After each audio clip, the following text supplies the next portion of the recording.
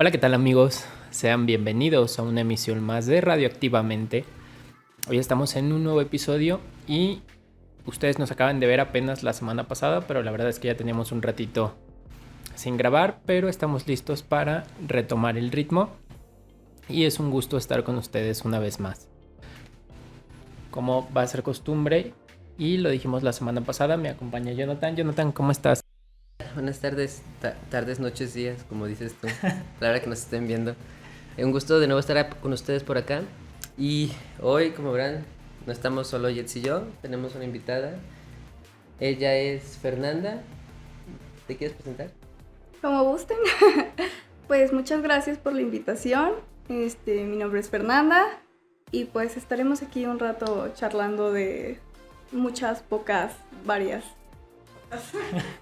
Bueno, creo que le faltó un poquito de presentarse ella misma. Ella estudia también una carrera en ciencias, es músico, está activa en un colectivo feminista actualmente. Al parecer también sabe de moda. Bueno, pues sí, digamos que el multifacetismo y yo puede que nos llevemos un poco bien, hay ciertos contrastes en la personalidad, pero pues al final del día es divertido, ¿no? Creo que de todas las áreas se puede aprender un poquito. Y pues como dijo Jonathan, estoy estudiando física actualmente. Efectivamente, soy una apasionada del arte, soy una apasionada de la música, las artes visuales, el diseño, la moda. Y sobre todo, bueno, justo ahora estoy como apenas inmersa en esto del feminismo, estoy empezando. Y pues aquí estaremos charlando un rato. Genial. De las múltiples cosas que haces, ¿cuál dirías que es la que más disfrutas hacer? A ver, podríamos acotar un poco eso. De las múltiples actividades de mi día a día o de mis De intereses. tus intereses, de todo lo que haces. Por ejemplo, decimos, eres músico, estudias una carrera en ciencias. De esas, ¿cuáles dirías que disfrutas más cuando te toca hacerlo? Fíjate que es curioso, creo que no hay como tal una actividad que disfrute sobre las otras. Creo que todas tienen como, todas me complementan de alguna forma. Pues no sé, digo, yo me dedico justo ahora estoy en, en espera de formarme en ciencias, pero pues ahora sí que no sé cómo explicarlo, es algo bastante peculiar porque en cada una de esas áreas yo encuentro una satisfacción diferente y una manera diferente de desarrollarme. Entonces, pues te podría decir, por ejemplo, qué es en cada área lo que a mí me incita a estar ahí, lo que a mí es como mi pasión para seguir aprendiendo. Eh, por ejemplo, la ciencia creo que desde pequeña, bueno, como que siempre he sentido que me he sentido como incentivada por ese aspecto de la curiosidad. Entonces, uno crece y desde niño te estás preguntando por qué pasa todo lo que te rodea, ¿no? Entonces, eh, más que con el afán de buscarle una explicación a todo lo que yo podía ver o lo que era tangible para mí, creo que la ciencia representó una manera de, pues ahora sí que de acercarme a mi entorno. O sea, realmente parece algo bastante poético, pero dentro del hecho de que pues las ciencias como la física son muy racionales, siempre he tratado como de encontrar esa conexión. O sea, realmente estudiar algo va a sonar demasiado místico, pero estás estudiando el todo, básicamente. Y en algo tan simple puedes encontrar el todo, y en el todo tú sabes que puede ser la simplicidad misma. Entonces, bueno, al menos a mí lo que me acercó a la física era muy curioso porque nunca me sentí como tan interesada en la física hasta que estuve en un bachillerato. En realidad creo que nunca fui tan mala, pero pues por azares del destino, cosas de la vida, me empezó a interesar la ciencia. Específicamente yo empecé en la ciencia con la biología. La biología siempre ha sido algo que me interesó mucho. Entonces en la preparatoria como que empecé a picar aquí, a picar allá, y pues yo realmente nunca entendí que era buena para la ciencia. Y creo que eso es algo muy importante actualmente. Creo que muchos los jóvenes no se sienten precisamente como incentivados a estudiar ciencias porque no saben reconocer que son buenos en eso, o porque alguien les dijo que tienen que tener algo, una capacidad sobrenatural o impresionante para llamarse a sí mismos científicos. Entonces, bueno, la divulgación también es algo que a mí me interesa mucho porque es parte de pues ahora sí que generar una nueva perspectiva de que la ciencia no es cuadrada, no es aburrida, que incluso la ciencia y el arte son un acompañamiento precioso en muchas de las ocasiones. Y pues sí, básicamente mi inspiración, por ejemplo, a la física, sí fue como esta cuestión de yo querer entender, claro, cosas más grandes que pasaban a mi alrededor. A lo mejor desde una perspectiva un poquito más formal, como mediante las matemáticas o así. Y pues creo que esa fue como el parteaguas para que yo entrara a la ciencia, específicamente a la física. Pero pues sí, esa fue como una parte de lo que me inspiraba a estudiarlo. Y bueno, creo que el arte y la ciencia se podría decir que es un gusto relativamente como joven en mí, pero el arte es, no sé, siempre me ha parecido bastante sublime. Es algo que a mí yo te puedo decir que desde que era una niña,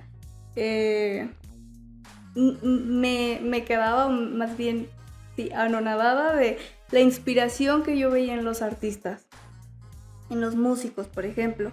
En mi familia, mi abuelo es músico. Mi abuelo, a mí me encantaba que él me contaba sus historias. Como de, no sé, yo estuve en la caravana de Coca-Cola y yo conocí a Agustín Lara y así, ¿no? Entonces, pues para mí era como, pues no sé, fue algo que me inspiró. A partir de la inspiración, yo encontré un gran amor al arte.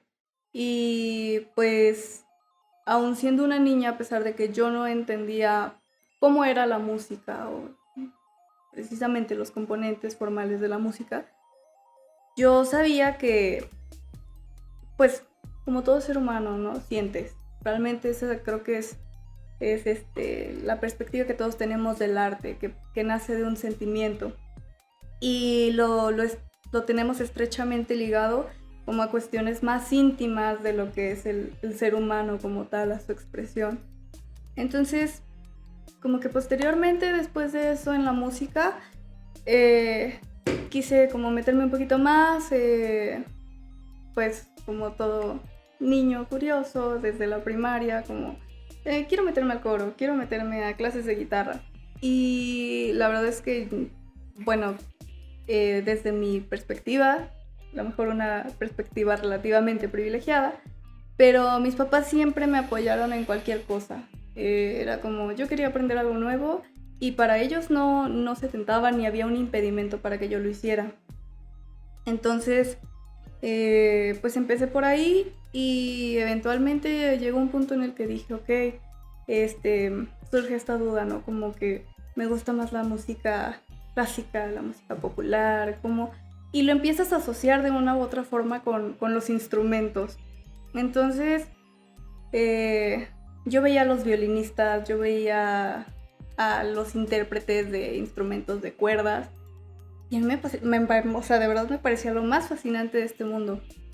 Entonces dije, bueno, podría empezar con el violín, que tendría yo como unos 10 años más o menos. 10 años. ¿Cuántos años tienes? Tengo 22 años. Entonces, eso es cierto, no mencioné mi edad, una disculpa, tengo 22 años. Entonces, a los 10 años ya empecé a tener un interés más formal y empecé a asistir a clases de música y a clases de violín. Eres de aquí de León, ¿no? Sí, soy de aquí de León. De hecho, fue una pregunta porque esa va a ser como la premisa inicial de esta historia en la música. Yo empecé en la escuela, en la Casa de la Cultura, que creo que es como, tú piensas en cualquier actividad artística y cursos en la Casa de la Cultura. Es lo que coloquialmente tenemos establecido, ¿no? Entonces, pues empecé ahí. Mis primeros maestros, de verdad, yo es fecha que yo no los olvido y no los voy a olvidar, porque de cada maestro, bueno, maestro de música, porque claro que cada persona es un maestro de tu vida, ¿no? Pero en cada maestro de música yo encontraba algo valioso que me fueron formando, más que como un músico preparado o en expectativas de ser profesional. Me fui formando como persona.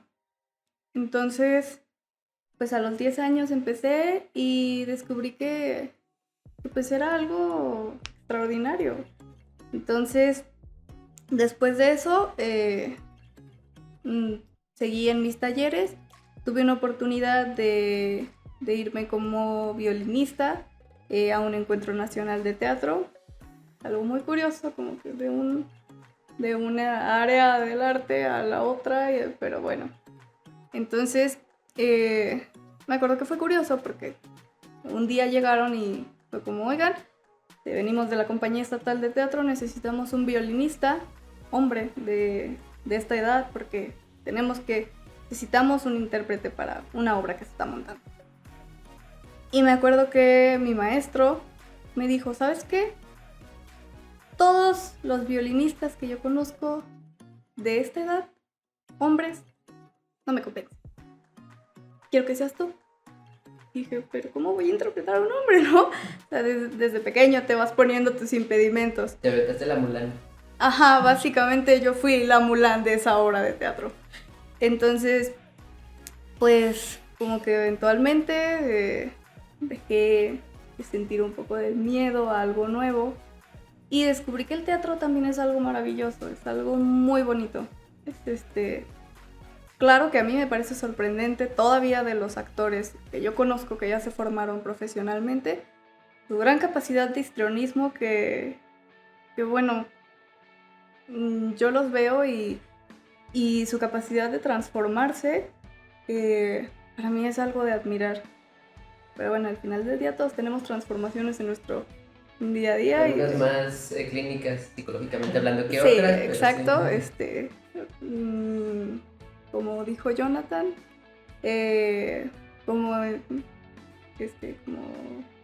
trastorno de personalidad múltiple o algo así, ¿no? Se podría equiparar. Claro que no. Pero pues si lo quieres ver de esa forma, por ejemplo, el teatro te da una capacidad impresionante de como tal, o sea, de lo que tenemos nosotros concebidos que conforman una personalidad, de cambiarte de persona, ¿no? Entonces, a mí me sigue pareciendo muy admirable. Le hice un poco al teatro, no me quedé porque creo que no tengo esas aptitudes impresionantes que tiene alguien que actúa, pero fue una experiencia muy bonita. Entonces, pues ya cuando tenía como eso de 13 años, ya me habían llevado a un encuentro nacional de teatro, a representar a Guanajuato, a representar a un violinista ciego, hombre. Y pues después de eso volví y me quedó como esa espina de ahora que sigue. Cuando tienes un buen proyecto en tus manos que te va a resultar como trascendental para tu formación en cualquier aspecto, una vez que terminas, creo que no soy la única y creo que a todos nos surge esta idea de ahora que sigue. Ya lo hice, pero puedo hacer algo mejor. Esta fue mi mejor temporada, pues ¿qué va a pasar? Y lo dejé por un tiempo y eventualmente volví, pero volví al violín hasta años después por una propuesta de un encuentro de orquestas. Un encuentro de orquestas organizado por la Escuela de Nivel Medio Superior de Guanajuato, en donde habían invitado a integrantes de la orquesta de Puerto Vallarta, de la USUG, es la OCDEMUG, que es el Departamento de Música, de la Universidad de Guanajuato y otra vez fue enfrentarse como al miedo.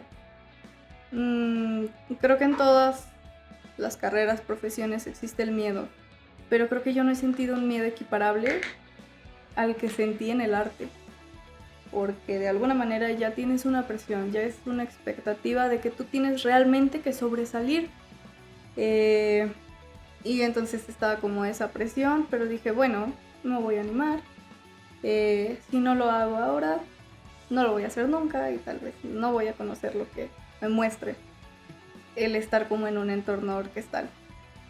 Entonces fui a ese encuentro de orquestas como primer violín y fue una perspectiva completamente diferente.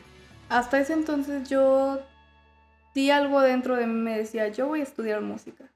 Eventualmente, mamá quiere que sea doctora, mamá quiere que sea ingeniera, mamá, pero yo quiero música, yo quiero arte.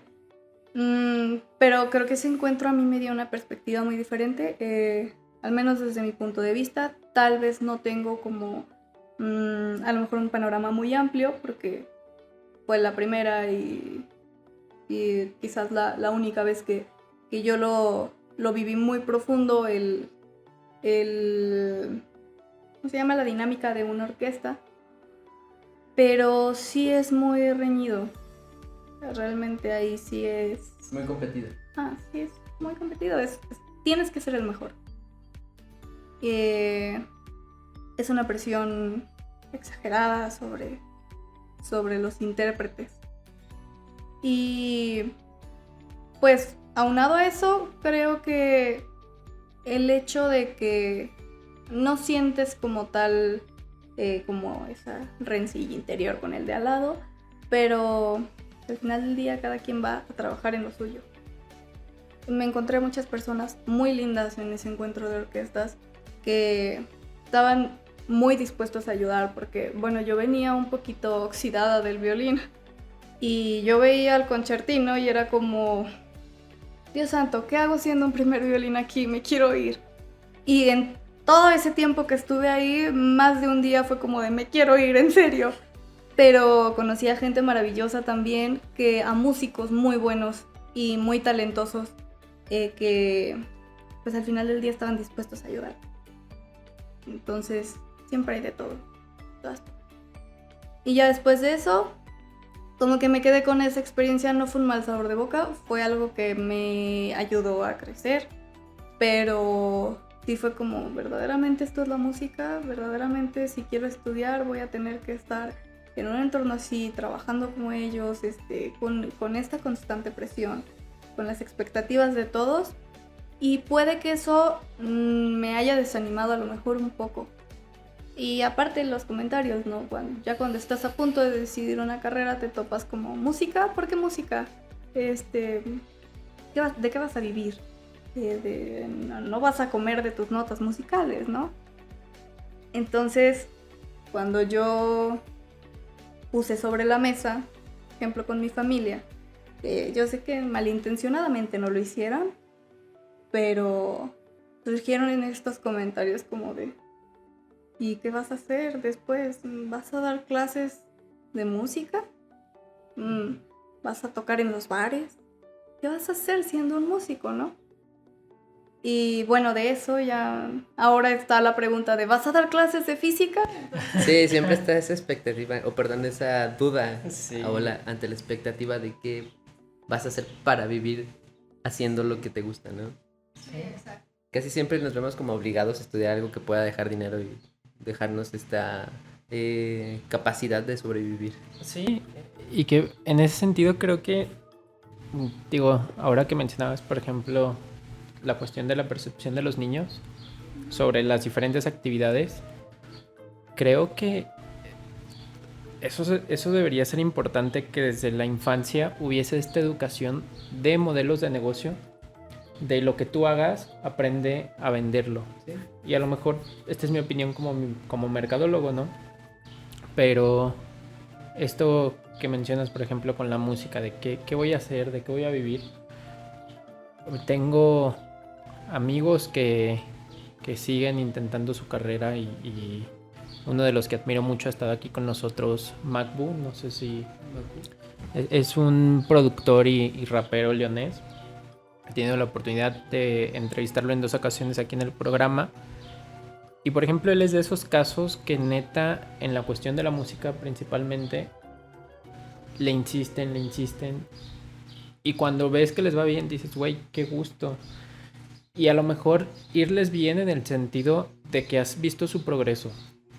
Porque también entra este cliché, ¿no? De que dices, güey, a lo mejor si tomas como referente el que es que te vaya bien en la música y ves de pronto a los grandes artistas en el sentido de que venden, no sé, hablando de la cuestión ahora, ¿no? Ves Maluma, Bad Bunny, toda esta cuestión de que dices, güey, les va bien, pues es cuestión... Depende de cómo midas el le va bien, ¿no? Entonces, pero sí, creo que esto que mencionan de siempre está esa expectativa por parte de los demás. Pero es cierto lo que comentas, o sea, el hecho de que no tenemos una educación, no sé si de llamarlo económica o cómo llamarlo, como de ventas. Es cierto que fuera de tal vez de estas áreas específicas de mercadotecnia o de ventas como tal, no te enseñan a vender lo que haces. Nadie te enseña a hacer eso y es algo que deberíamos aprender. Porque, por ejemplo, yo me he encontrado casos de desarrollos tecnológicos conocidos que son muy superiores a los que se desarrollan en otras universidades y sin embargo no los pueden vender porque no saben cómo hacerlo. Sí. No tienen toda esta planeación o este conocimiento de modelo de negocios que les permita vender lo que ellos saben hacer muy bien y de manera muy buena a las empresas, a los hospitales, etcétera, ¿no? Sí. Y nos quedamos con que ahora estás con esa cuestión, ¿no? De qué vas a hacer en la física. Sí. ¿Has visto, la semana pasada platicábamos un poco sobre las diferentes áreas en las que puede laborar un físico, una física? En tu caso, como estudiante todavía, ¿te has planteado justo lo que decías, qué sigue? Claro, todos los días. Es despertar continuamente y decir, bueno, ya lo viví hoy, ¿qué sigue? Creo que es parte de la vida adulta, quiero pensar. Sí, de hecho, justo ahora me encuentro como entre esa pequeña disyuntiva de en qué me voy, o sea, qué voy a hacer dentro de la física. ¿A qué me voy a dedicar, no? Si bien creo que antes no me había dado la oportunidad a lo mejor de ahondar un poquito en cada área de la física, que la física es bastante vasta, como la música, como las artes. Creo que de un tiempo para acá he estado tratando como de inmiscuirme un poquito en cada área. Hasta el momento no te puedo decir algo como definitivo. Me gusta mucho, hay cosas que me gustan mucho de física médica, hay otras que me llaman mucho la atención de la óptica. Entonces, pues sí, es variado. Obviamente uno eventualmente también siente que el tiempo se lo come y que el tiempo te come y el tiempo no te perdona. Entonces, pues sí, por el momento estoy como entre esa... Es como una gran duda existencial por el momento. Y que todos pasamos por esa, ¿eh? O sea, es natural pasar por esta crisis de qué voy a hacer de mi vida. Por Dios, tengo 22 años. Bueno, yo tengo 27, pero en este caso en específico, ¿no? ¿Qué voy a hacer? Tengo 20 y tantos años y no sé si podría decir que he logrado algo, ¿no? Sí. Sí, exacto. Creo que, ay, tocaste un punto muy importante. Porque supongo que desde la música estuve asociada con este sentido, ¿no? De realmente qué he logrado, o sea, qué voy a hacer o por qué soy relevante, ¿no? Casi. Entonces, creo que es algo que yo anteriormente en algunas charlas ya platicado con Jonathan, que tenemos muy... tenemos muy implantado ese chip de la meritocracia, ¿no? Que tú eres por los méritos que has hecho y tú vales por eso y eso es lo que te va a dar un significado dentro de la sociedad y yo creo que ese es el coco de cualquiera que esté en sus 20, ¿no? Porque, bueno, al menos yo te puedo decir que en ese entonces como que no tenía una perspectiva tan clara y yo sabía que con ir a mis clases de violín, a mis clases de cello, ya estaba haciendo algo. Y no me cuestionaba constantemente el qué he hecho, qué voy a hacer, o el día de mañana profesionalmente hablando, qué va a hacer que elijan mi trabajo antes que el de alguien más, hasta entonces. Entonces yo creo que la meritocracia es algo que nos afecta muy directamente a todos. Sí. Y que suele ser engañosa, pienso. Sí. Porque, o sea, esto de la meritocracia es que tú vales conforme a tus méritos, no lo que has logrado, pero incluso en esta sociedad uno puede ver contraejemplos muy claros de que no porque estés más preparado que alguien más en el tema económico te va a ir mejor.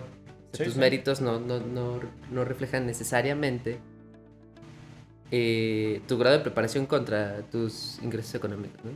No, yo algo que siempre digo, y esto es a nivel personal, yo siempre digo que en la vida he tenido muchísima suerte. O sea, neta, muchas de las cosas que he hecho, y hablo de suerte en la cuestión de la fortuna de conocer a las personas indicadas, porque yo lo veo y digo, toda mi formación como persona, como decía hace rato, Fera estaba afectada por diferentes personas a diferentes niveles, pero yo a veces pienso como, no sé, si no hubiese acudido a tal reunión, no se hubiese dado esto. Y sí, evidentemente, pues es hacer las cosas, pero yo también esto de la meritocracia creo que no del todo. Y creo que tal vez lo que le diría a alguien es que si no tienes la forma de poner en una dimensión clara cuánto es lo que has hecho, cuánto es lo que sabes, porque eso también es algo muy ambiguo y muy subjetivo. A lo mejor hay gente muy preparada, pero como decías, no ha tenido o no ha alcanzado, no sé, pensando laboralmente, un puesto importante, no gana, no sé, la cantidad que para él o ella sea ese símbolo de éxito. Yo creo que todos sabemos, diría lo que tenemos que saber. Ahora la cuestión es eso, ¿no? ¿Qué haces en la medida de tu alcance para hacerlo valioso? Sí, y justamente siguiendo esta línea de la meritocracia, un claro ejemplo que podemos encontrar en el país son los profesores de educación básica o media superior. No tienen de manera económica o monetaria remunerada el valor que ellos aportan a la sociedad, es decir, están formando seres humanos capaces de entender problemas para después darles una solución y no tienen esta remuneración, ¿no? Que al final sería un incentivo para que ellos puedan desempeñarse como maestros, como profesores. Sí. Entonces, Yo me he topado, bueno, también he dado clases en prepa, en licenciatura y en maestría, pero específicamente en preparatoria me he encontrado con personas que no le meten pasión o simplemente están desatendidos de su trabajo porque en sus palabras es no me pagan lo suficiente para esforzarme y tratar de enseñarle a alguien que no quiere que le enseñe, ¿no? Ahora está esta disputa, ¿no? Y podría verse así, de, ay, es que tienes que hacer las cosas por pasión.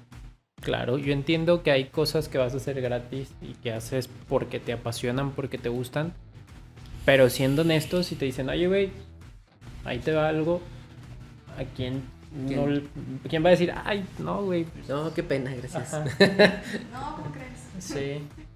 Sí, sobre todo en esta cuestión de la educación coincido contigo. Creo que el valor que aportan los profesores es muchísimo y no sé si es un tema un tanto delicado, diría yo. Sí. Y ahora que decías bueno, antes de terminar con la música y pasar a algo más, ¿cuántos instrumentos tocas? Bueno, pues esta es una pregunta un poco subjetiva. como tal, he tenido una preparación formal en el violoncello y en el violín. Pero bueno, tú sabes, ¿no? A veces es como esta parte lírica que tenemos naturalmente los seres humanos, de que te da por aprender, ¿no? Al final del día, bueno, a mí alguna vez alguien me dijo, cuando tú aprendes de base un instrumento y entiendes un poquito más como de la música, ya después de eso, intuitivamente vas a saber cómo se manejan los demás. En ese momento yo dije, estás loco, apenas puedo tocar ¿qué te hace pensar que voy a saber tocar algo más, no? Pero sí, eventualmente, aparte de que te surge también como la curiosidad. Y pues aprendí a tocar el teclado y el piano eventualmente, bueno, esa fue por mi parte, bajo esta premisa de la curiosidad, ¿no? Y bueno, cada instrumento, la verdad es que cada uno tiene su singularidad. Todos los instrumentos son bien diferentes. Bueno, incluso desde el punto de vista musical, hablando de tonos, claro que son diferentes, pero específicamente bajo la interpretación, cada instrumento tiene algo que dista mucho del otro en cuanto a esencia, en cuanto a cómo lo debes interpretar.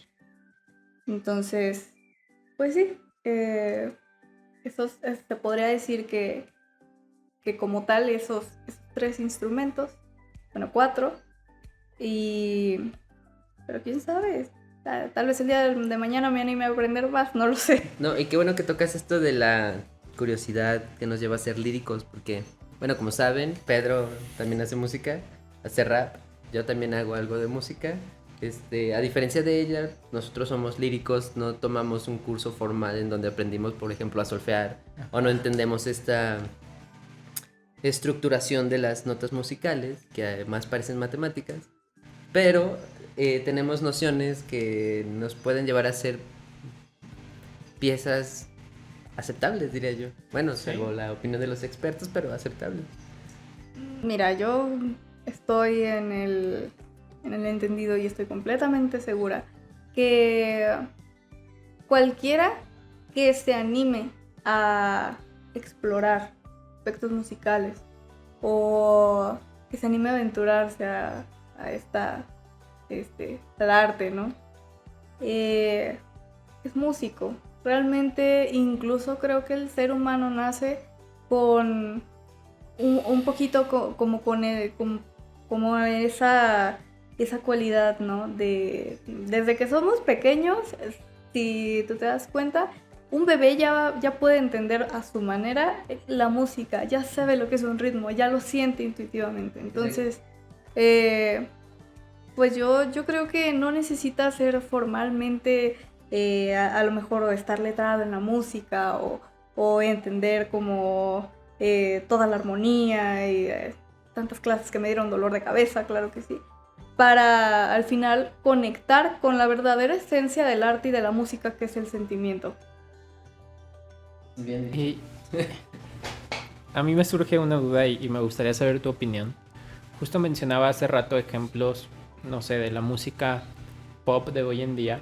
Tenemos el reggaetón, luego que de pronto gran parte de las personas mencionan como que, ay, no, es que el reggaetón, no sé, lo juzgan y se tiende a estar mal visto, la banda también. En este sentido, ¿qué opinas tú sobre esta música como producto? Vaya, porque tenemos la cuestión más artística, como mencionabas, que a lo mejor hay muchísima gente y muchísimos músicos muy talentosos que igual no tienen ese reconocimiento. A decir lo que decíamos hace rato, ¿no? El hecho de vender y decir, pues yo voy a hacer una canción que va a ser pegajosa y va a vender. En este sentido, desde tu formación, ¿cuál es tu opinión respecto a esto? Creo que ahora sí que esto vuelve a ti como mercadólogo. Esta pregunta es como un boomerang. Creo básicamente, bueno, respeto todos los géneros musicales, aunque a lo mejor no todos sean de mi agrado, no todos formen parte de mi acervo diario musical, perdón. Eh, pero creo que, por ejemplo, estos artistas modernos, o artistas que en su época fueron modernos, creo que siempre hay... El factor cultural es muy importante, ¿no? Entonces creo que son artistas que, como tú dijiste, han sabido venderse muy bien a partir de fenómenos sociológicos o de un contexto cultural propio. Como por ejemplo la expansión de los ritmos latinos eventualmente dio origen al reggaetón. Y pues a lo mejor tú hace 30 años preguntabas, ¿reggaetón? ¿Qué es eso? Hace 30 años ya era famoso el reggaetón, güey. Ya estamos viejos. ¿O música electrónica? ¿Cómo? Porque para ti era inconcebible, ¿no? Pero, no sé, no vayamos lejos. Por ejemplo, hace, ¿qué? 40 años, el rock. ¿Qué fue el rock? O sea, realmente, ¿y por qué era tan popular el rock, no? Justamente porque se aprovechaban de un contexto sociocultural, de lo que estaba pasando en ese momento. Que en ese momento empataban muchas cosas como eran como estas disyuntivas, estas riñas, por ejemplo, con la figura como las figuras políticas, como el romper este entorno, estas limitantes sociales. Y fíjate qué curioso, que eventualmente se le dio un ritmo. Entonces, yo creo que a lo largo de la historia, la música siempre es una expresión y es un resultante de lo que está pasando socialmente hablando. Entonces, si tú me preguntas justo ahora, ¿tú qué opinas? Pues bueno, sabemos que, por ejemplo, el reggaetón, yo te puedo decir, no sé, musicalmente hablando, el reggaetón es lo más básico, o sea, el reggaetón musicalmente hablando, lo más básico. Ves que tiene un compás. Es un compás binario, es un compás y porque todas se producen bajo el mismo compás, todas tienen el mismo ritmo. Pero, ¿por qué es ahorita como su punto más alto? Básicamente porque la sociedad le ha dado esa expresión, las nuevas generaciones lo han tomado y creo que esto también es algo muy importante que al menos yo he visto que juega un papel fundamental, ¿no? El ser humano tiene de manera nata un sentido de pertenencia. Entonces, bajo esta premisa del sentido de pertenencia, tú puedes observar que, bueno, te lo voy a, no sé, equiparar a un ejemplo muy simple, ¿no? Al menos yo, bueno, todos hemos pasado por esa etapa en la que ya tienes como tu género musical y le eres pero bien fiel. Entonces, cuando ya empecé a escuchar de reggaetón, yo dije, ¡qué horror! ¿Qué es eso? ¿Por qué les gusta? Pero eventualmente el estar conviviendo en un entorno, en mi entorno directo y en interacción con todas las personas que día a día a mí me contribuían con algo personal, o de todas las formas que te puedas imaginar, yo creo que mucho de ese sentido de pertenencia como que me orilló, ¿no? Como que dices, yo pertenezco desde a este entorno directo o un poquito más grande, a este contexto social. Yo pertenezco a esta generación. Y ves que la generación eventualmente, de una u otra forma, se apropia culturalmente de eso. Entonces es como lo que te digo, ve lo que pasó con el rock. Y antes de eso, lo que pasaba con la música clásica. Hay un autor, de hecho, un compositor que se llamaba Dmitri Shostakovich. Y él creció en San Petersburgo, Petrogrado. Entonces él vivió como toda esta revolución socialista. Y él bajo sus composiciones fue tachado de que él le daba mucho peso al proletariado y era criticado por sus composiciones, que yo ahora la primera vez que supe eso dije, ¿cómo la música clásica te puede expresar un fenómeno social? Y luego lo escuchas y es como, sí lo está haciendo, no sé cómo lo está haciendo. Y entonces, pues es ahí cuando te digo, ¿no? Empieza como una expansión musical eventualmente. Entonces, yo creo que depende mucho, pues mucho de la época, de lo que te dije, del contexto social. Y eso es básicamente lo que va a vender porque saben venderse también como un producto. Y bueno. Sí, justamente es que el hecho de que lo llamen producto es muy acertado porque es algo que está siendo vendido para cierto público, pero que no se limita a eso, sino que quien más lo puede escuchar, por ejemplo, en tu caso, les va a gustar. Y esto tiene un trasfondo quizá interesante, ¿no? La mayoría de las canciones de reggaetón tienen ritmos, o bueno, su estructura es en una estructura fractal, se está repitiendo. Uh-huh. Y son dos cosas, es fractal y es sencillo, como lo mencionabas. Y esto le gusta mucho al cerebro, uh-huh. Mucho le gusta al cerebro. Entonces, en ese sentido, escucharlo no es difícil como escuchar una composición de música clásica, por ejemplo. Y a la gente le agradan las cosas que son fáciles.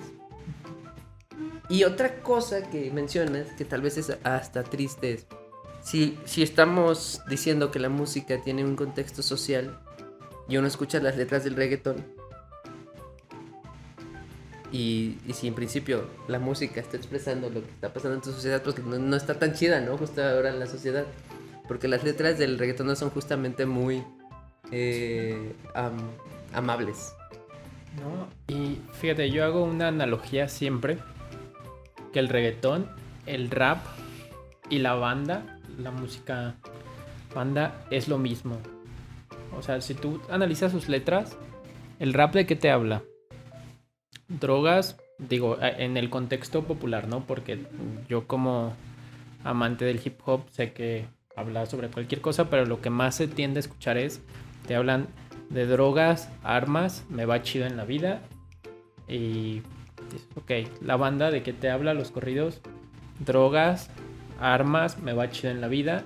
Y el reggaetón tal vez difiere un poco en la parte de las armas, pero también es esa figura aspiracional. Entonces yo la pondría a estos tres géneros concretamente como ese que para gran parte de la población suena chido lo que dicen las letras.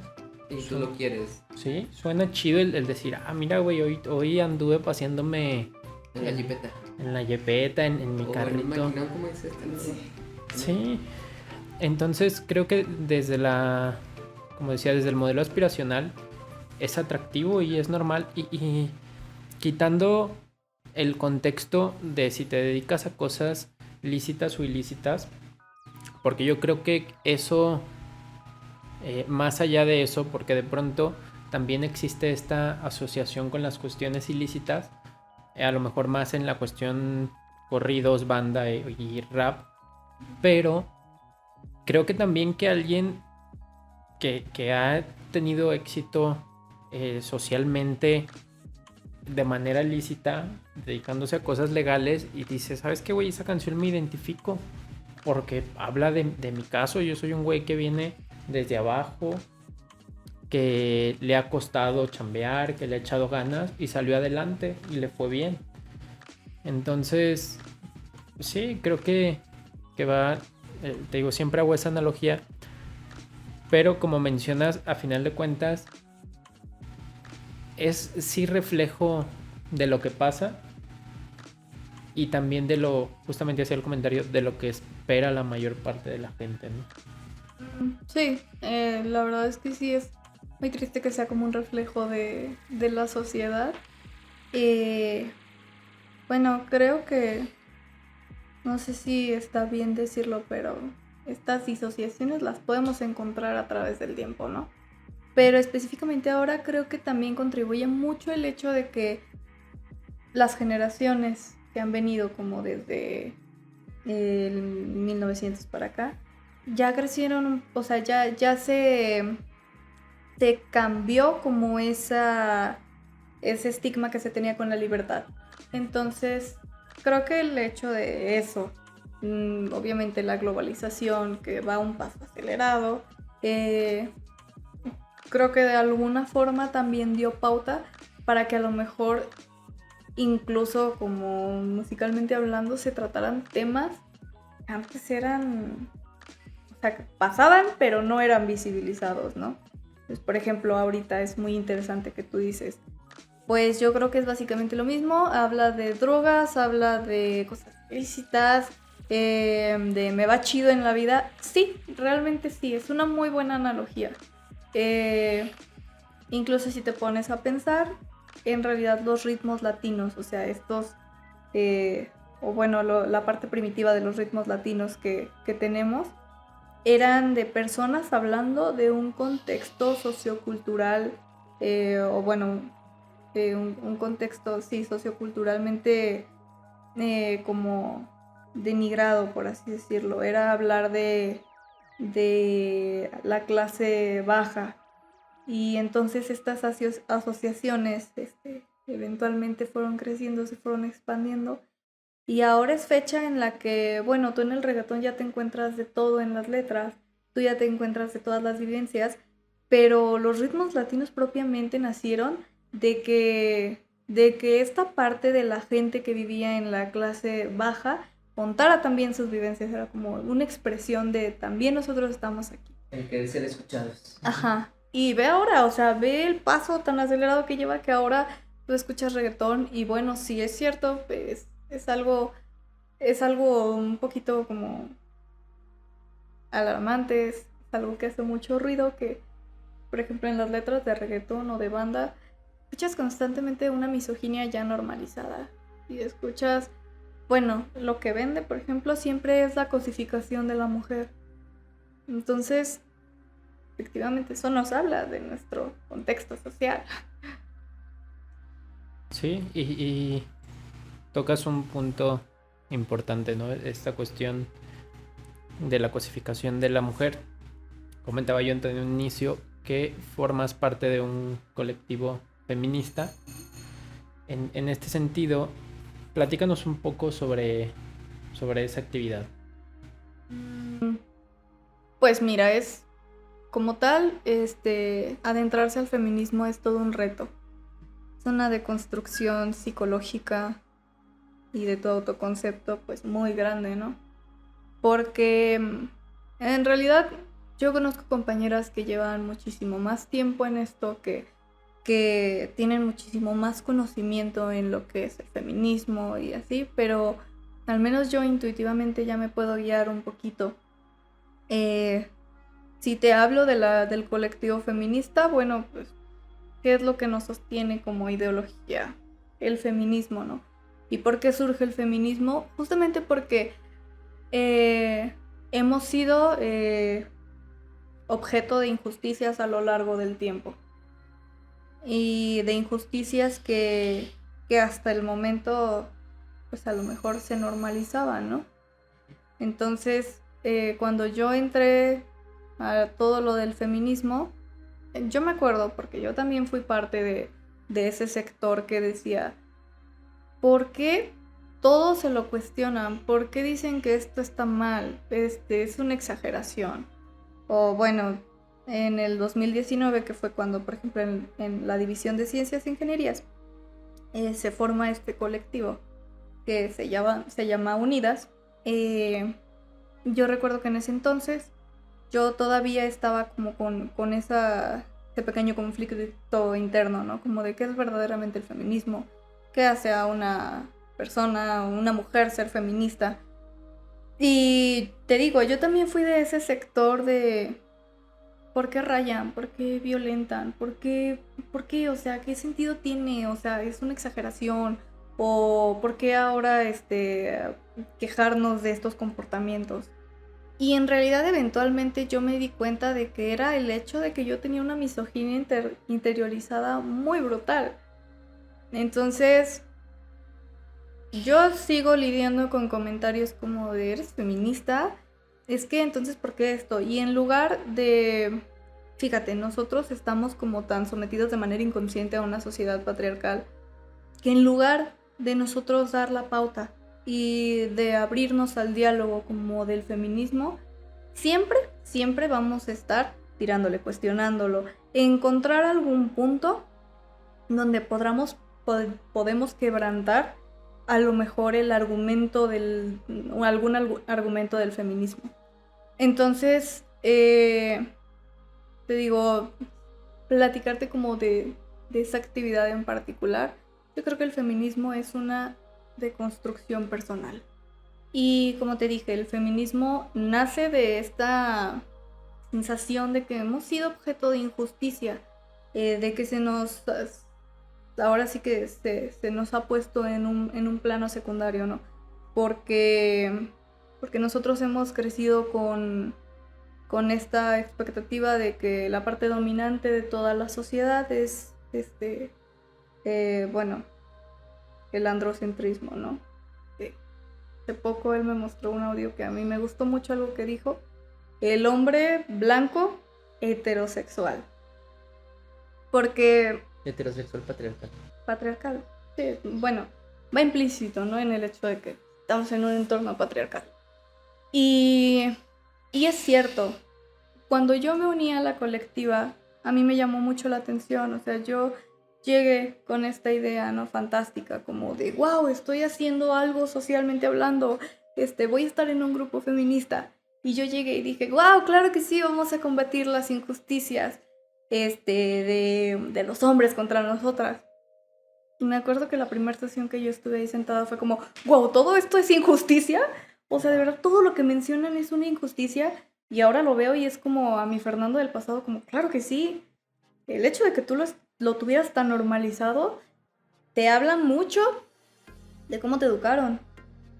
Entonces, yo me acuerdo que cuando yo entré, yo no sabía ni siquiera que era un colectivo. Yo no sabía cuál era el propósito de un colectivo. Yo decía, bueno, van a hacer un colectivo aquí en la división porque somos poquitas mujeres, ¿no? Me hace sentido.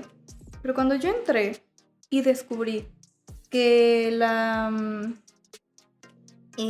motivación no era esencialmente que fuéramos, bueno, claro que sí, un número reducido de mujeres, sino que éramos mujeres, para mí eso ya me empezó a hacer ruido en el cerebro. Ya fue como, bueno, pues sí, pero ¿por qué? ¿No? Y yo me acuerdo que en la primera sesión que yo llegué, dijeron, bueno, vamos a definir qué tipo de feminismo vamos a ejercer. Y dije, ¡ay! ¿Hay más tipos de feminismo? O sea, te digo, aparte de la deconstrucción, claro que es una parte de saberte y estar informado. Informada. Porque claro que ya tienes esa motivación a estar lidiando contra estas injusticias, pero pues también tienes que tener como tus argumentos, ¿no? Tienes que analizar todas y cada una de las cosas que suceden en tu entorno. Entonces, yo me acuerdo que en ese momento, la verdad debo aceptarlo, más por una inspiración egoísta de tengo que saber y tengo que hacer y eso, me empecé un poquito a adentrar en la ideología feminista, en la teoría. Y hubo un punto en el que yo misma me perdí, porque dije, bueno, ¿qué estoy haciendo? Y ahí fue el momento de la deconstrucción. Creo que ha sido uno de los momentos más trágicos, espléndidos que he pasado, porque fue comenzar a poner límites en todo mi entorno, con todas las personas que me rodeaban. Por mucho que estuviera este nexo de cariño, por mucho que estuviera este amor que yo sentía como con mi familia, con la gente que impactaba directamente en mi situación, con todos y cada uno de ellos dije, ok, sabes de teoría feminista, te has puesto a leer, pero tienes que deconstruirte. Y eso es también, si tú estás tan en contra del sistema, no vas a seguir replicando lo que el sistema sigue afectando, o sea, las cosas del sistema que siguen afectando o que te siguen afectando como mujer. Y entonces, por eso te digo, fue uno de los momentos más ambivalentes de toda mi vida, porque era como, hago lo correcto, pero no hago lo correcto, pero esto me duele hacer esto, poner límites en esto, pero yo creo que es algo que al menos a mí me dio una perspectiva diferente. Entonces, eso fue mucho sustentado en mis compañeras de la colectiva, que en todas y cada una de ellas he aprendido infinitas cosas y me parecen las mujeres más impresionantes que he conocido en toda mi vida. Y todas y cada una de ellas han estado también para... Es un apoyo mutuo, ¿no? Porque es curioso, alguna vez escribí algo al respecto, que este sustento, como este acompañamiento está soportado por la sororidad, ¿no? Y es cuando nace el concepto de la sororidad como el sustento esencial de la ideología feminista, porque eso implica un acompañamiento, implica romper con todos los estigmas que tenemos de la convivencia entre las mujeres. Porque yo también crecí con esa idea y yo crecí aleccionada con la idea de mujeres amigas no existen. Las mujeres son envidiosas, las mujeres son celosas. Y entonces llegó un punto en el que yo lo normalicé tanto que dije, sí es cierto. Conocí a mis 2 mejores amigas de toda la vida en la preparatoria y fue la primera vez que yo tuve como esa disociación. Dije, si las mujeres son tan malas, pues ¿por qué yo encontré a mis mejores amigas, no? Y ya cuando entré a la colectiva, yo me di cuenta de que patriarcalmente, o sea, la sociedad patriarcal nos hace pensar de alguna forma, o sea, claro, nos encontramos con el hecho de que se sigue difundiendo como enemistad natural entre las mujeres. ¿Pero por qué? En realidad es una forma de opresión, más fácil, porque al final del día nosotros estamos ¿para qué? Bueno, lo digo como te lo dicen. ¿Estás para qué? Para ver a la de al lado como tu competencia. ¿Competencia para qué? Para la atención del sexo opuesto. Y eso es al final del día lo que te lleva a la cosificación de la mujer. Entonces, pues a mí de verdad la colectiva me ayudó muchísimo a empezar a romper esos patrones que trascendían generaciones enteras. Y que todavía es fecha que obviamente a mí me cuesta. Yo todos los días sigo aprendiendo de mis compañeras, sigo aprendiendo de mis vivencias. Y algo que me gusta mucho es una frase que dice: una se vuelve feminista con su propia historia. Y es cierto, porque después llega un punto en el que dices, sí es cierto, he sido tratada verdaderamente mal tantas veces por el hecho de ser mujer. Y lo he pasado por alto porque era más fácil que empezar a cuestionar todo lo que te rodeaba. Entonces, pues es un camino muy largo. O sea, dentro de las actividades como tal, pues por ejemplo, dentro de la universidad, si quieres que te hable algo como ya más pragmático en nuestro entorno, primero se buscó modificar este protocolo de acompañamiento para víctimas de violencia de género en la Universidad de Guanajuato, poder estrechar lazos verdaderamente con el departamento que es su género, que fue creado justamente para para atender los casos de violencia de género, que en realidad tiene bastantes deficiencias, pero pues es algo que se trabaja día a día, ¿no? Y no sé, por ejemplo, tú lo puedes ver, o a lo mejor lo supiste, o si no lo supiste, y que ya hay pequeños progresos. Por ejemplo, en la preparatoria en la que a mí me tocó estar, que es la de centro histórico, parte de la UG, maestros fueron suspendidos, maestros fueron corridos. ¿Por qué? Porque ya es un momento en el que las mujeres ya tenemos como esa seguridad de decir, esto me pasó y no estuvo bien, esto me pasó, no lo merecía, esto es violencia de género, esto es acoso. Sobre todo el tema del acoso, que está a la orden del día, que yo te puedo decir que incluso maestros en mi formación desde secundaria me acosaban y era algo que yo tenía normalizado, que ya hasta esta fecha es como, yo estoy tratando de hacer las cosas mejor y de tener un impacto significativo para que niñas de secundario, de primaria, no pasen por mi historia. Entonces, pues sí es muy amplio, ya hay pequeños como... pequeñas victorias, ya hay pequeños cambios y a mí me sorprendió por ejemplo, que toda la movilización en el caso de la prepa de Centro Histórico, que las colectivas pidieron ayuda como a las colectivas que también hay en Ciencias Sociales en San Carlos, que justamente ellas fueron, no sé si la primer colectiva de aquí de Campus León, pero fueron las primeras que asistían a nuestros talleres como a dar pláticas. Y también chicas impresionantes que admiro muchísimo, que su labor de verdad resonó en toda la universidad, porque también de Ciencias Sociales rodaron cabezas de maestros. ¿Y por qué? Porque ya tenemos la premisa de que podemos hablar, y eso está sustentado porque nos sentimos acompañadas. ¿Por quiénes? Por nosotros mismas, por nosotras mismas. Y eso nos da como un componente de fuerza. Haberse escuchado, ¿no? Sí, y bueno, a mí me surgen algunas cuestiones, sobre todo, digo, a nivel personal he tenido un breve acercamiento también con la teoría feminista, entonces tal vez nosotros ya tenemos un poco más claro cuando mencionas, por ejemplo, ciertas injusticias, pero ¿podrías darnos algunos ejemplos? Digo, esto para que no quede muy en el aire, porque quizá allá afuera hay alguien que está siendo víctima de estas injusticias y que no lo sabe porque nunca se lo han planteado y nunca le han dicho, oye, ¿sabes qué? Esto no está bien.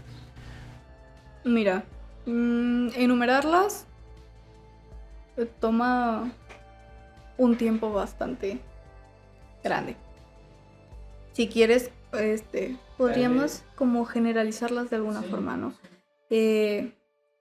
Todo lo que tenga algún referente a alguna diferencia por el hecho de que tú seas mujer, eso ya es una injusticia. Entonces, por ejemplo, yo te puedo a lo mejor ejemplificar a partir de mi experiencia, de mis vivencias. El hecho de que otras personas, varones, fueran considerados más aptos para ciertas tareas, para ciertos trabajos, para muchas cosas sobre mí, eso ya era una injusticia. Entonces, desde ahí partes, ¿no? El hecho de que algo haga diferencia en una situación por el hecho de que eres mujer, ya es algo que está mal, ya es algo que no te hace sentido. Entonces, es una forma de discriminación, ¿no? El hecho de que tenemos dentro de esta heteronormativa asignadas ciertas actividades o intereses a lo que debería ser referente a algún género. Por ejemplo, esto hacen los hombres, esto no pueden hacer las mujeres. A mí me tocó cuando yo, pues ya sabes, ¿no? Las cenas familiares de ¿qué vas a estudiar? Entonces me tocó en alguna ocasión que yo le comenté a un familiar y le dije, no, pues lo más seguro es que sea física, me interesan los números, y en ese tiempo estaba muy enrolada con este tema como de la astrofísica y así. Le dije, me interesa mucho. Y dije, eso también pues me llama la atención aeronáutica. Y se quedó así como y me dijo, ¿por qué no estudias como tus primas para secretaria o para maestra? Y eso no es cosa de niñas, o sea, ¿por qué vas a estudiar algo de hombres? Y en ese momento a mí me dio un down impresionante. Fue como de... Porque yo verdaderamente sentí que era un problema conmigo. Y ahora veo que no, ahora veo que tenemos una heteronormativa bien marcada de lo que deben ser los hombres, las mujeres, las actividades que deben desempeñar y los intereses que deben tener. Entonces, ya desde ahí también es una forma de discriminarte. Eso, conductualmente hablando, que todo el tiempo tengas una presión de cómo comportarte por el hecho de que seas mujer,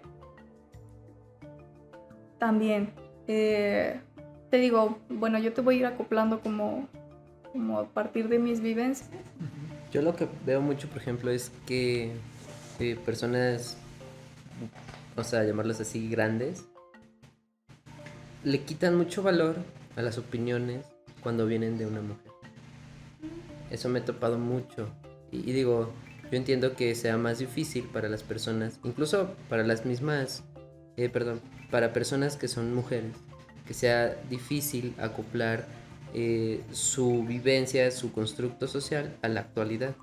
Es decir, yo de verdad lo he visto en personas, en señoras grandes, como decirle a sus hijas, ¿no? O a sus nietas, no, tú no hagas eso, eso es cosa para hombres. O tú tienes que aprender a cocinar para que le puedas cocinar a tu esposo, cosas así.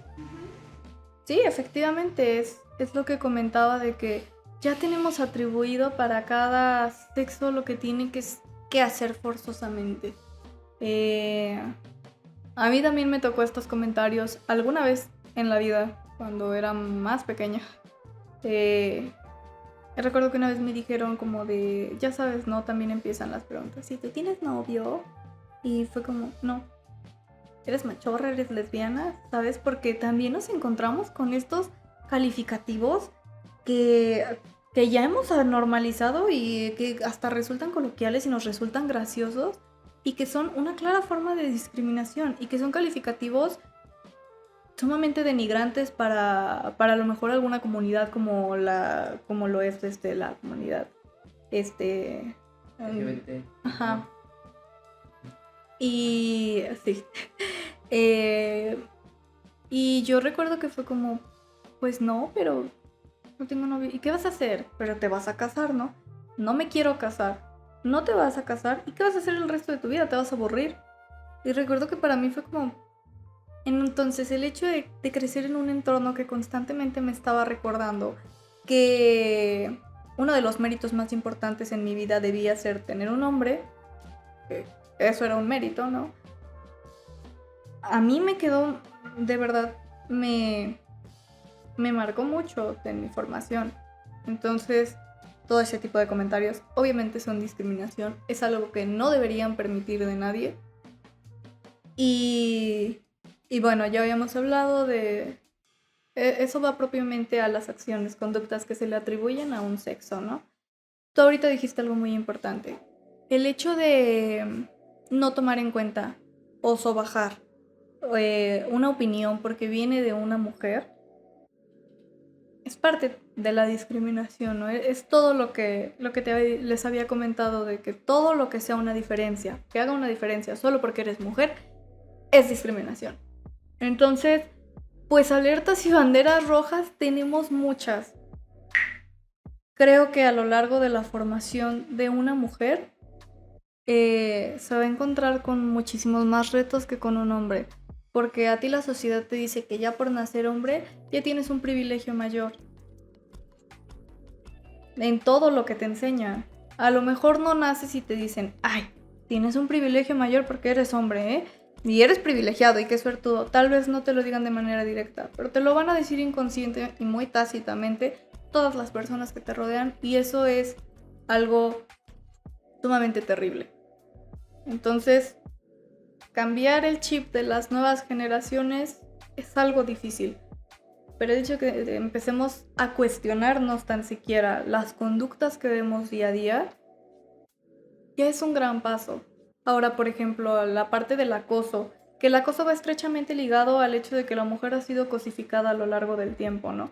Entonces, esto del acoso se puede equiparar a que tú ves a una mujer y tú automáticamente sabes que la puedes tratar como un objeto. Tú sabes que sea de tu agrado o no, o sea, más bien sea de su agrado o no el comentario, la acción, la actitud, tú sabes que la tiene que aceptar, aunque sea de manera inconsciente, sabes que tu comentario tiene que ser recibido.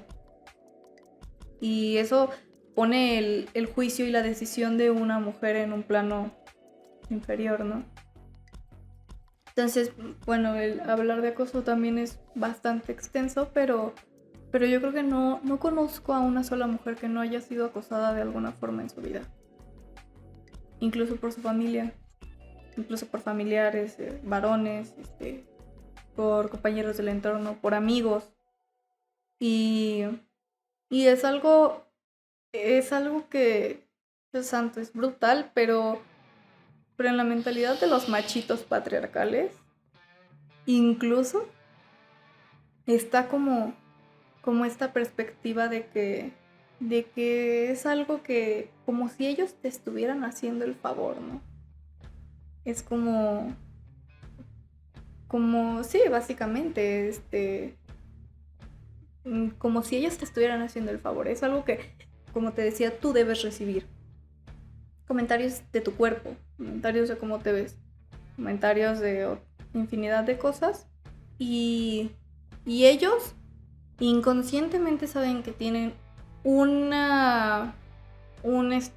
lugar de privilegio y una postura de poder en la que te pueden decir a ti cualquier cosa sin tomar en cuenta lo que tú sientes.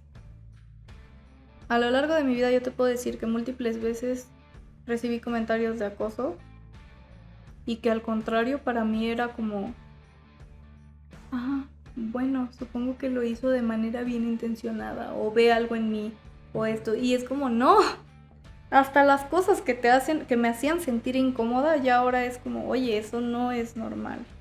Muchas de las veces frente a situaciones de acoso ya vamos como a situaciones un poquito más duras, como es un abuso. A lo mejor en ese momento tú incluso sientes que no tienes un lugar de poder, que no sabes ni siquiera cómo actuar. Entonces, pues, bueno, date cuenta de que si así nos han educado inconscientemente a las mujeres, para recibir cualquier cosa que venga de los hombres y tomarlo como algo bueno, pues entonces imagínate ahora en casos de abuso. En casos de abuso donde generaciones atrás era algo que normalizado y bien silenciado. Es fecha que yo hablo con mi mamá y ella me cuenta de infinidades de cosas como en su familia, de sus abuelas, tías, de que el abuso por parte, por ejemplo, de los familiares era algo que se sabía pero no se hablaba. ¿Por qué? Pues porque la opinión de la mujer no era tomada en cuenta. ¿Y por qué volvemos a esto? La mujer ha sido tratada como un objeto y ha sido cosificada. Y en ese sentido, Fer, bueno, a mí me interesa, ¿no? ¿Qué consejo nos puedes dar a los hombres que, igual que ustedes, nacimos, crecimos y hemos vivido en esta con esta inconsciente semilla de misoginia? ¿Cómo podemos evitar estos machismos, micromachismos? Digo, yo sé que desde el punto de vista de empezar a leer, ¿no? Pero estoy seguro que la mayoría de nosotros debemos de tener de alguna manera guardados acciones o pensamientos machistas. ¿Cómo podemos identificarlos y tratar de evitarlos? Mira, lejos de estarte, que es una parte importante, estarte informado, tratar de ahondar un poquito en la parte que nos corresponde a todos como teórica, etcétera. Yo creo que es bien importante, más bien, es el componente crucial para que tú puedas comenzar un cambio como hombre. Cuestiónate todas y cada una de las conductas que has tenido en lo que a las mujeres respecta, con tu madre, con tu hermana, con las chicas que has salido, con tus exparejas. Cuestiónate todas y cada una de esas actitudes. Y comienza también a cuestionarte por qué ciertas cosas las hago. No sé, digo, hasta yo la he aplicado porque claro que tengo todavía una misoginia interiorizada. La deconstrucción, como mencionaba, es un proceso muy largo, pero nos encontramos con esta conducta popular, ¿no? Como de entre amigos o así, los comentarios, ¿no? Volvemos a los calificativos. Oye, fíjate que tal está bien buena. Fíjate que tal sí me la daba. Fíjate que esto. Y yo creo que eso es algo que todos hemos hecho. Incluso por quedar bien a lo mejor con tu grupo de amigos, con cualquier persona. Y creo que hasta hace no muy poco tiempo, yo al menos con mi grupo de amigos era como de, ¿qué es estar buena? No, pues que tiene buen cuerpo. ¿Según quién? ¿Buen cuerpo para qué? Tiene un cuerpo. Que debes respetarlo. O, ay, sí me la daba, es como... Todo ese tipo de micromachismos, justamente. Supongo que nacen desde, como dije popularmente, desde, incluso me atrevería a asegurar, es terrible, pero desde una infancia. Porque también nos han enseñado como este estereotipo dentro de la cosificación, el estereotipo de la belleza occidental. Entonces, lo que verdaderamente vale físicamente, el valor físico de una mujer. Entonces te han enseñado que toda esta clase como de atributos corporales y tú creces con esa idea. Desgraciadamente creces con esa idea. Porque si te fijas, incluso las mujeres nos vemos tan presionadas desde una infancia porque tienes que crecer en un estereotipo de belleza. Entonces, ustedes como hombres, eso es lo que yo te podría decir. Cuestiónate absolutamente todo lo que haces y lo que has hecho. Cuestiónatelo. Y lejos de, o sea, aparte de cuestionártelo, ponte a pensar, tú me dijiste, ¿cómo puedo cambiar esto? Ya ahora sabes un poquito más, supongo que te has informado un poquito más del feminismo, ¿no? Empieza por conductas bien sencillas. Por ejemplo, desde una infancia, te aseguro que desde una infancia tú veías cuál era el rol de mamá, cuál era el rol de papá. Y eventualmente tú lo permitiste. Porque seguiste, no sé, por ejemplo, seguiste en esta dinámica de que mamá te siguiera haciendo las cosas porque eres varón. Entonces, es algo que cómodamente, claro que todos hemos normalizado, pero es algo que nunca es tarde para cambiar. Puedes empezar en el entorno de tu familia, pero la deconstrucción es de aquí para afuera. Entonces, no te puedo dar una guía o un manual básico para no ser un machista a lo mejor, pero creo que incluso a veces hasta es obvio, es intuitivo.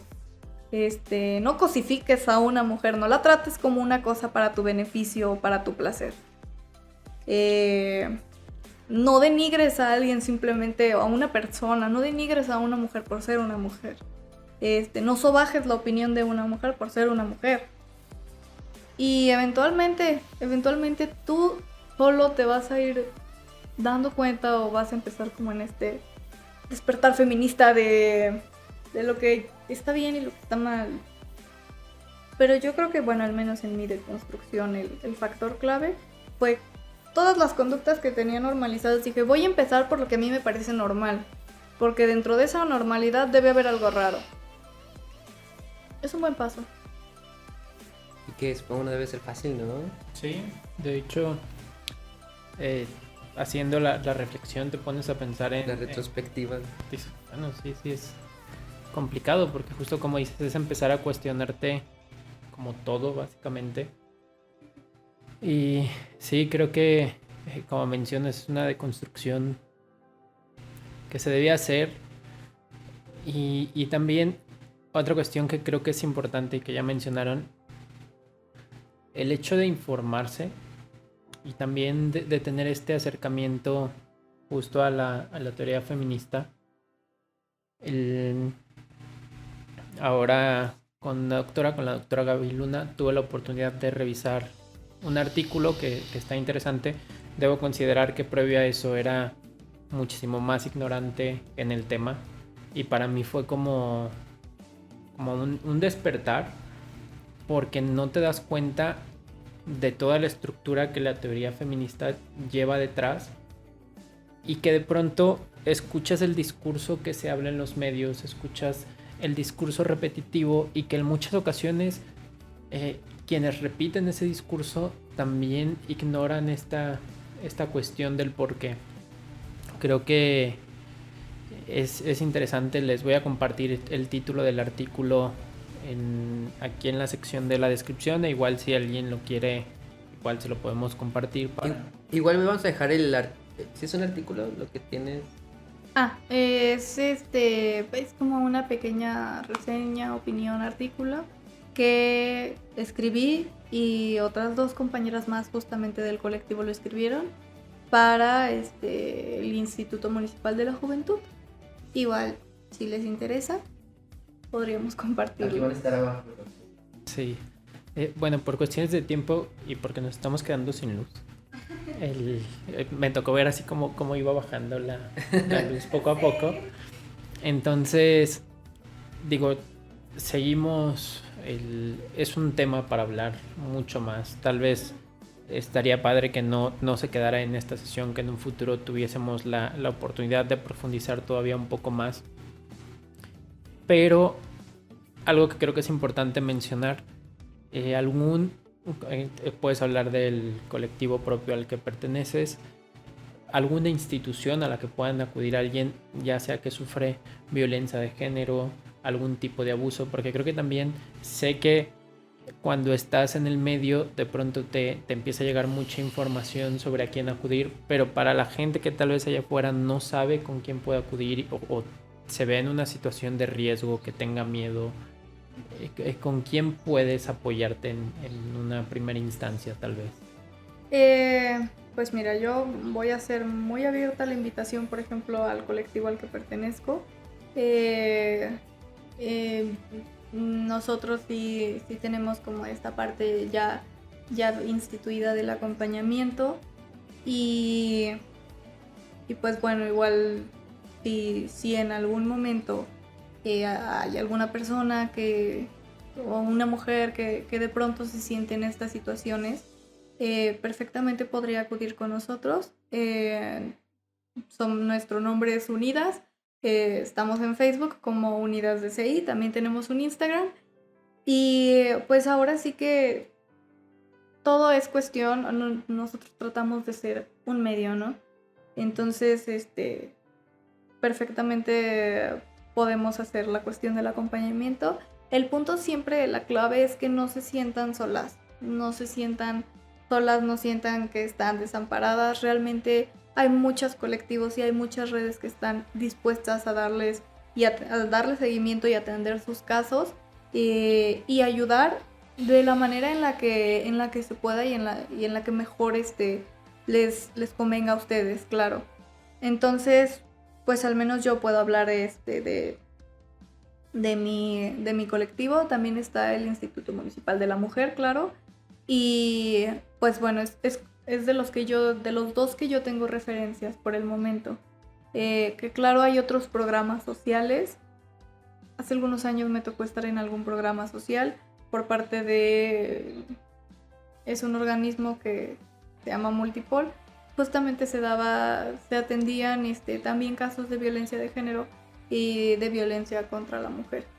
Entonces, pues como ya les dije, hay muchas redes. En realidad no es una generación que ya se siente más soportada, ya sientes ese soporte justamente de todas las mujeres que sabes que pasan por lo mismo que tú o pasan por cosas similares. Entonces la premisa siempre va a ser: no estás sola y siempre vas a tener alguien que te acompañe. Entonces, pues bueno, yo puedo dar esos referentes. Que igual hay muchísimas otras colectivas. Aquí hay colectivas en Guanajuato, específicamente de León. Hay algunas colectivas que por el momento no cuento con el nombre, pero igual las podemos dejar por aquí abajo. Pues bueno, Fer, creo que no queda más que agradecerte el hecho de habernos acompañado. Gracias por aceptar la invitación. No, muchas gracias por invitarme. Y neta, no sé, fue una charla, también lo personal, te digo, cuando estabas platicando me quedaba pensando en muchas cosas. Creo que a nivel personal me llevó eso, una reflexión profunda. Y también, digo, en la parte de la música también creo que disfruté mucho la charla. Y espero que ustedes que nos escucharon, que nos vieron, también haya sido así. Sobre todo eso, que se hayan llevado esta reflexión. Pues nada, muchas gracias a ustedes. y espero que sea de su agrado. Espero que como dices, hayan aprendido algo, se hayan puesto a reflexionar o les haya proporcionado algo nutritivo para su formación o crecimiento. Bueno, también me gustaría comentar que en sí el programa no tiene como un guión, esto surgió de manera natural y me agrada que haya sido así. Muchas gracias, Fernanda. Muchas gracias, Pedro. Sí, muchas gracias, Jen. Muchas gracias, Fer. Recuerden que pueden seguirnos en nuestras redes sociales. Jonathan, ¿cómo aparece? Es JONS_PHYSIC en Instagram. En Facebook me encuentran como Jonathan Álvarez. Y son todas las redes que tengo, básicamente. Sí. Fer, ¿alguna red social en la...? Pues en Facebook me pueden encontrar como Carla Barrientos, en Instagram como CarlaB1435, porque nos encanta poner nombres raros en Instagram, y en Twitter también como Carla Barrientos.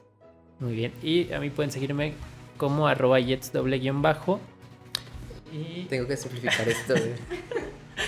Y pues bueno, de todos modos los links van a estar aquí abajo en la descripción. Y pues muchas gracias. Recuerda que puedes escuchar el podcast en todas las plataformas prácticamente: Spotify, Google Podcast, Apple Podcast, Breaker, Anchor, la que quieras, es muy probable que ahí esté. Y también recuerda suscribirte aquí al canal de YouTube. Y muchas gracias por escucharnos.